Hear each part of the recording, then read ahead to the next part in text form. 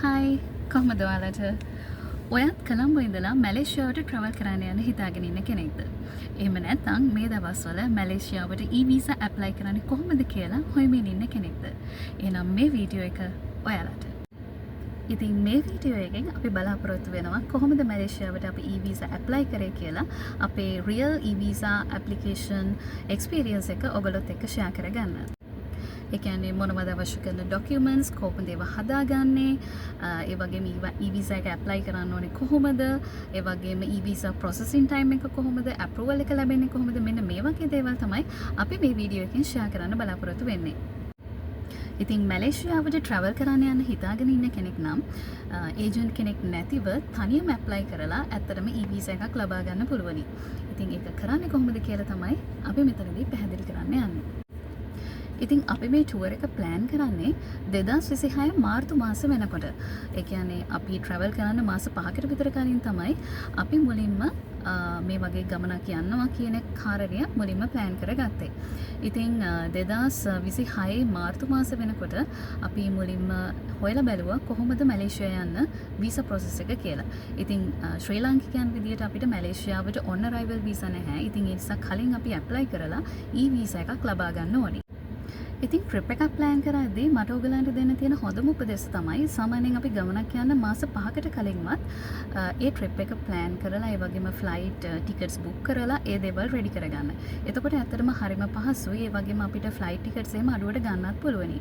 ඉතින් හැබැයි E-visa එක ඇප්ලයි කරද්දී නම් ඔයගොල්ලෝ මැලේසියාවට ට්‍රැවල් කරන්න මාස 1මාරකට 2කට විතර කලින් වීසා ඇප්ලිකේෂන් එක ප්‍රොසෙස් වෙන්න දාන්න. මැලේසියාවට අපි ඇප්ලයි කරන්නේ සිංගල් එන්ට්‍රි වීසා එකක්. ඉතින් ඒ නිසා අපි ඇප්ලයි කරපු කාලේ ඉඳලා මාස 6ක් ඇතුළත අපිට මැලේසියාවට ට්‍රැවල් කරන්න යන්න පුළුවන් වෙනවා. ඉතින් හැම වෙලාවෙම වීසා එකක් ඇප්ලයි කරනකොට ඒ කාල සීමාව වෙනකොට තියෙන වීසා rules and regulations වෙනස් වෙන්න පුළුවනි. ඉතින් ඒ නිසා හැම වෙලාවෙම ට්‍රැවල් කරන්න බලාපොරොත්තු වෙනකොට ඒ මොහොතට අදාළ වෙන rules and regulations නිතරම චෙක් කරගන්න එක වැදගත් වෙනවා. ඉතින් මෙතනදී මොනවාද ඕන කරන ඩොකියුමන්ට්ස් ගැන කතා කරොත් එහෙම මාස 6ක් ඉදිරියට වළංගු වෙන පාස්පෝර්ට් එකක් අපිට අවශ්‍ය වෙනවා. ඉතින් පාස්පෝර්ට් එකේ බයෝ පේජ් එකේ ස්කෑන් කරපු එකකුත් අපිට අවශ්‍ය වෙනවා. මොකද ඩොකියුමන්ට්ස් අප්ලෝඩ් කරද්දී ඒ වගේම තමයි පාස්පෝර්ට් සයිස් ෆොටෝග්‍රාෆ් එකක් ඕන කරනවා. ඒ අරුණාම අපේ රිටර්න් ෆ්ලයිට් බුකින් එක ඒ වගේම අපේ ට්‍රැවල් අයිටිනරි එක ඒ වගේම proof of hotel accommodation අපි මොකක් හරි හොටෙල් එකක් බුක් කරලා ඒකේ තියෙන ඇඩ්‍රස් එක අපිට අවශ්‍ය වෙනවා. ඒ වගේම තමයි පහුගිය මාස 3ක බැංක් ස්ටේට්මන්ට් එකකුත් අවශ්‍ය වෙනවා. ඉතින් ඒ නිසා ඒක තමයි මම කලින්ම කිව්වේ මාස 5කට කලින්වත් මේ ඔයගොල්ලන්ගේ ට්‍රිප් එක ප්ලෑන් කරගන්න කියලා. මොකද එතකොට ඔයගොල්ලන්ට ක්‍රමානුකූලව මාස 3ක් ඇතුළත ඔයගොල්ලන්ගේ බැංක් account details පැහැදිලිව ඉදිරිපත් කරන්න පුළුවන් වෙන නිසා. ඉතින් බැංක් accounts details ගැන කතා කරද්දී විශේෂයෙන්ම එක්කෙනෙක්ට රුපියල් 2,50,000ක් සහ ඒ වගේම ලක්ෂ 3ක් අතර ප්‍රමාණයක් රෙඩි කරගන්න එක වැදගත් වෙනවා.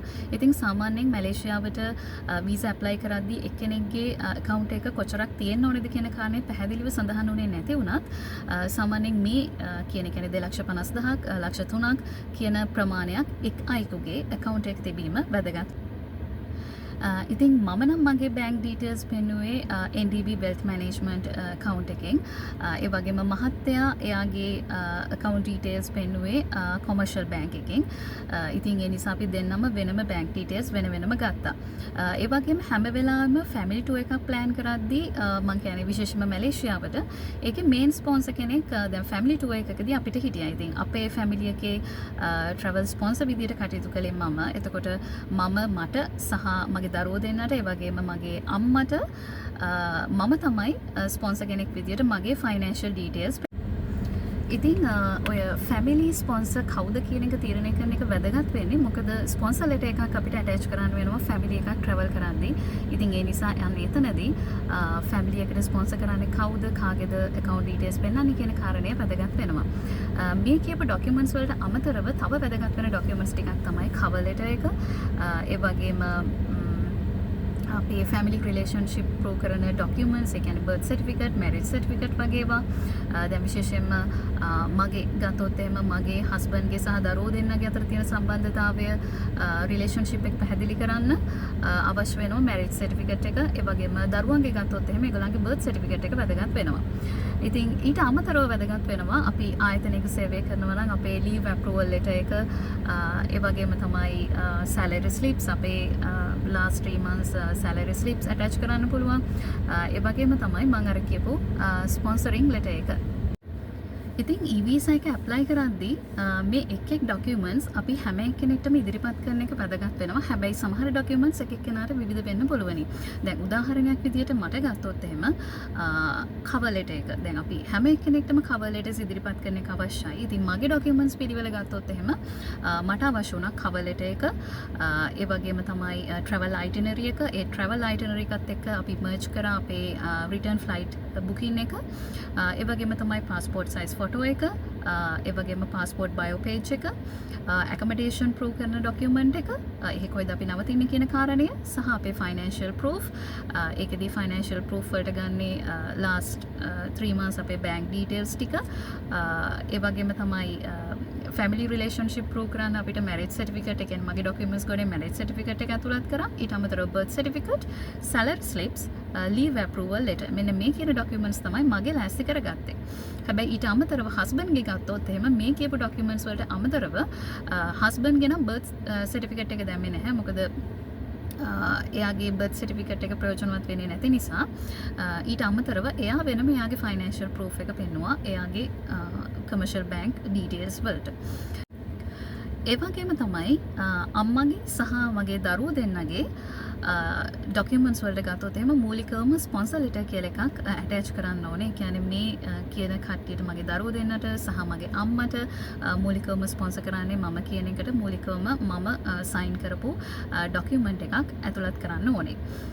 ඒ වගේම තමයි ඒගොල්ලන්ට salary slips, ඒ වගේම leave approval letters දරුවෝ දෙන්නට සහ අම්මට අවශ්‍ය වෙන්නේ නැහැ.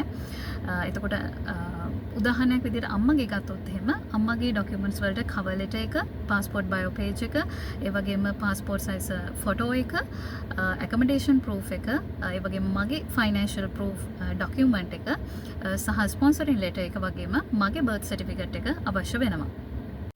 මේ කොටසෙදි ඔයාලට බලා ගන්න පුළුවන් වෙනවා අපි attach කරපු documents වල draft ටික. ඒ කියන්නේ මූලිකවම cover letter එක, ඒ වගේම තමයි අපේ travel itinerary document එක, ඒ වගේම leave approval letter එක, ඒ වගේම sponsorship letter එක, මෙන්න මේ කියන documents.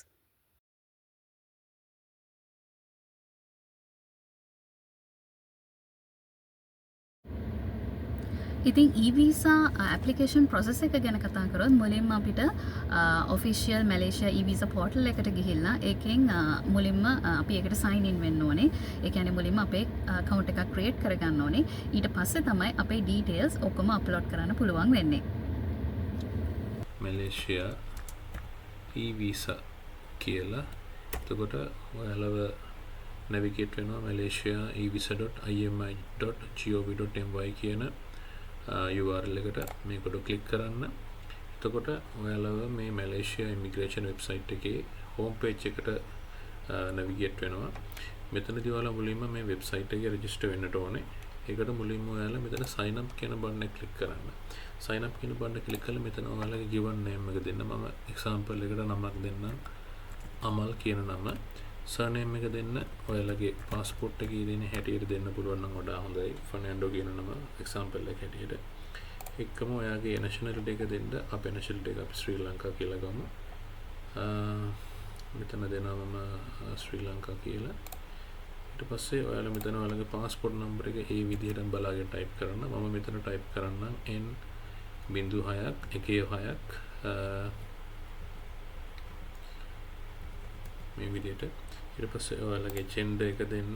ඊට පස්සේ ඔයාලගේ date of birth එක month එක මම example එකකට ගන්නම්. ජනවාරි 1 2001. ඊට පස්සේ next කියන එක click කරාම ඔයාලා දැනට පදිංචි වෙලා ඉන්න address එක මේකේ දෙන්න. මම example එකකට දෙන්නම් number 1. මෙතන ඊළඟට ඔයාලගේ street එකේ නමක් තියලා type කරන්න. ජය මාවත කියලා මම එක්සැම්පල් එකක් ටයිප් කරන්න. එකම ඔයාලගේ මේ සිටි එකට අදාළ අපි තුමු සිටි එක කොළඹෝ 14 කියලා.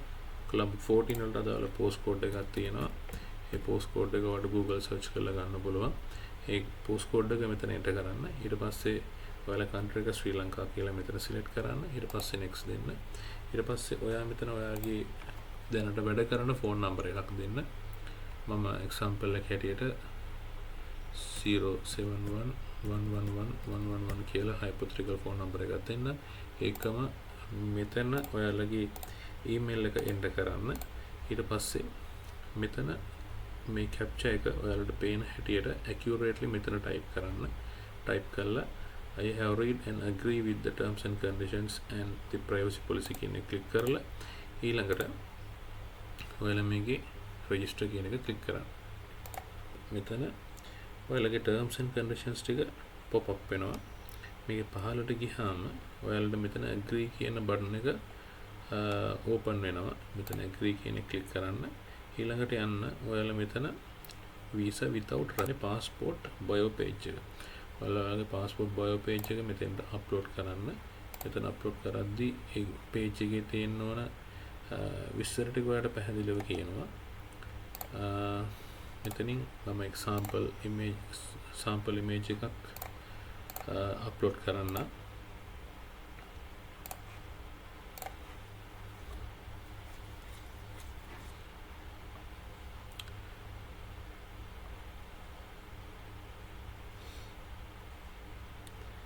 ඔයා මේකට accurate passport එකක් upload කරොත් මෙතනදී ඔයාට ඔයාගේ passport එකේ details මේ website එක automatically track කරගන්නවා. ඊළඟට ඔයාගේ passport size image එකක් දෙන්න. මේ passport size එකේ image එකේ තියෙන ඕන කොහොමද image එක තියෙන්න ඕන කියලා ඔයාට මෙතන පැහැදිලිව කියලා තියෙනවා. white background එකක තියෙන ඕන image එක. ඊට පස්සේ මෙතන තියෙනවා ඔයාගේ visa type එක select කරන්න. මෙතන ඔයාලගේ visa type එක දැනට select කරන්න බෑ. මෙතන ඔයාගේ passport එක හරියට upload කරනකම්.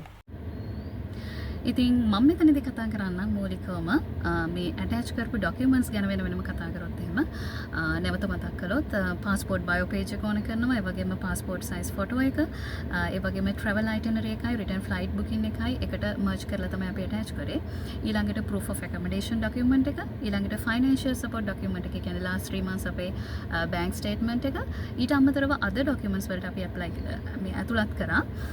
cover letter එක, ඒ වගේම birth certificate එක. කියන්නේ මම මෙතනදී මූලිකව කතා කරන්නේ මගේ details ගැන. ඒතකොට birth certificate එක විශේෂයෙන්ම birth certificate, marriage certificate වගේම attach කරනකොට මතක තියාගන්න translated documents තමයි attach කරන්න ඕනේ. ඒ වගේම තමයි ඊළඟට මම මෙතන attach කරා salary slips. ඒ කියන්නේ මගේ වැඩ කරන ආයතනයේ පසුගිය මාස 3ට අදාළ salary slips ටික මම attach කරා. හරි, ඊළඟට අපි බලමු cost එක කොච්චරක් විතර මේ visa process එකට අපිට වැය වෙනවද කියන කාරණය. ඉතින් agent කෙනෙක් කරහා අපි e-visa එක අපේ lodge කරනවා නම් එහෙම බාර දෙනවා නම් agent කෙනෙක්ට එක් අයෙකුට රුපියල් 15000ක පමණ මුදලක් යනවා. ඉතින් අපි 5 දෙනාටම ගත්තොත් එහෙම 75000කට ආසන්න මුදලක් යනවා. හැබැයි එහෙම නැතිව අපි කරපු, ඒ කියන්නේ අපි අපේ e-visa application එක අපි දැම්මේ අපිමයි. ඉතින් ඒ නිසා එතකොට අපිට අපි අපේ ක්‍රෙඩිට් කාඩ් එකෙන් පේමන්ට් එක කරනකොට ඒ කැපෙන ටැක්ස් එකයි ඒ මුළු මුදල් ඔක්කොම එකට එකතු කරපුවාම රුපියල් 10000කින් වගේ අපිට මේ වැඩේ කරගන්න පුළුවන් වෙනවා. ඉතින් අපි 5 දෙනාටම මේ e-visa එක ඇප්ලයි කරන්න රුපියල් 50000කට වඩා අඩු මුදලක් තමයි වැය වුනේ. ඊළඟට අපි බලමු මේ ඇප්ලිකේෂන් ප්‍රොසෙසින් ටයිම් එක කොච්චරක් යනවද කියන එක. ඉතින් මුලින්ම අපි ට්‍රයිල් එකක් විදිහට මම සහ මගේ ලොකු පුතා තමයි අපි දෙන්නගේ ડોකියුමන්ට්ස් තමයි මුලින්ම අප්ලෝඩ් කරලා අපි කියන්නේ ලොගින් මගේ ලොගින් එකෙන් මුලින්ම මමයි පුතයි තමයි ඇප්ලයි කරේ. ඉතින් එතනදී අපි දෙන්නගේ වීසා එක ඇත්තටම වර්කින් ඩේස් දෙකක් ඇතුළත, කියන්නේ වැඩ කරන දවස් දෙකක් ඇතුළත අපේ වීසා එක ඇත්තටම අප්‍රූව් වුණා. ඊට පස්සේ තමයි අනිත් තුන් දෙනාගේ, කියන්නේ මගේම හස්බන්ඩ්ගේ සහ මගේ අම්මගේ, ඒ වගේම මගේ අනිත් පොඩි පුතාගේ වීසා එක ලොජ් කරේ. එතකොට ඒ තුන් දෙනාගේ වර්කින් ඩේස් 3ක් ඇතුළත ඒගොල්ලන්ගේ වීසා අප්‍රූවල් එක ආවා. ඒ වගේම තමයි e-visa එක අපේ approve වුණාම අපේ email එකට පණිවිඩයක් එනවා අපේ වීසා එක approve වුණා කියන කාරණය. ඉතින් ඒ වීසා එක approve වුණාට පස්සේ ඒකේ digital copy එකයි ඒ වගේම printed copy එකයි මේ දෙකම ඔයාලා ළඟ තියාගන්න එක ගොඩක් වැදගත් වෙනවා. ඉතින් ඒ වගේම තමයි වීසා එක grant වුණා කියලා හරි ඔක්කොම ඉවරයි කියලා නිකන් බලාගෙන ඉන්න එපා. ඔයගලගේ e-visa එක check කරන්න ඔයගලගේ passport එකත් එක්ක passport number එක හරියද ඒ දුන්නු details හරියටම හරියනවද කියන එක ඔයගොල්ලෝ check කරලා බලන්නත් ඕනේ. ඉතින් මේ වීඩියෝ එකෙන් අපි කතා කරේ අපේ මැලේසියාවේ travel series එකේ මැලේසියාවට e-visa apply කරන්නේ කොහොමද කියන කාරණය. හැබැයි අපේ මැලේසියාවේදී අපි මැලේසියාවට ගිහිල්ලා මොනවද කළේ, මොනවද බලන්න ගියේ, කොහොමද ඒවා අපි ලෑස්ති කරගත්තේ කියන කාරණා අපේ මැලේසියා travel series එකේ ඉතිරි blogs වලින් ඔයගලන්ට බලා ගන්න පුළුවන්. ඉතින් ආරාධනා කරනවා අපේ අනෙක් travel blogs එක එකතු වෙන්න කියලා. අපේ පළවෙනි travel vlog එක උනේ අපේ Thailand tour එක. ඉතින් එතන අපේ Thailand tour එකේ vlogs 3ක් තියෙනවා. ඉතින් එතකොට මෙතන අපි මේ කතා කරන්නේ අපේ හතරවෙනි travel vlog එක. ඉතින් අපේ Thailand tour එක ඔයගොල්ලෝ බලන්න නැත්නම් ඒකත් බලන්න කියලා ඔයාලා හැම කෙනෙක්ටම ආරාධනා කරන ගමන් එනම් මෙතනින් අදට නවතිනවා. හැමෝටම සුබ දවසක්.